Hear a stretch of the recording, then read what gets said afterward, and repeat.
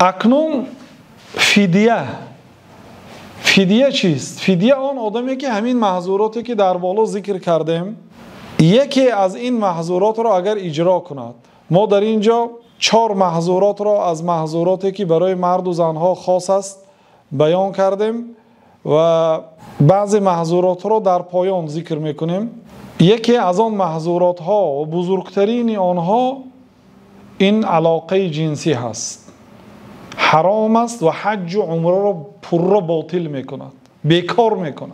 کسی که این نوع محظورات احرام را اجرا کرده است حجش و عمرش باطل میشد، لیکن حج و عمره را پورا ادا میکند. اگرچه باطل شد به آخر میرساند، چون که الله تعالی به تمام کردن و پورا کردن حج و عمره ما را امر کرد. الله تعالی گفت که و اتموا الحج والعمره لله، حج و عمره را به خاطر الله تعالی تمام کنید. گفت یعنی در نصفش نمانید، مکمل کنید اگرچه باطل شد.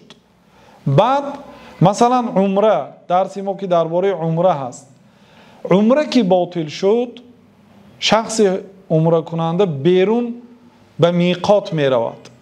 میقات آن مکانی که از همانجا نیت کرده بود. اگر مثلا از میقات قرن المنازل احرام بسته باشد، نیتی عمره کرده باشد، به همانجا می رود.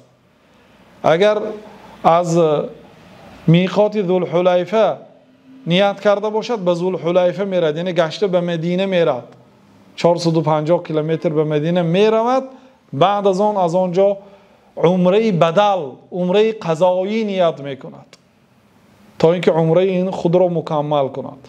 بعد از آن آمده پور عمره را تمام می کند و یک گوسفند در مکه، بعض علما میگن یک شتر در مکه قربانی می کند برای این محظورات احرام را اجرا کردنش، هم برای مرد هم برای زن، اگر با خواهشی و با رازگیش اجرا کند.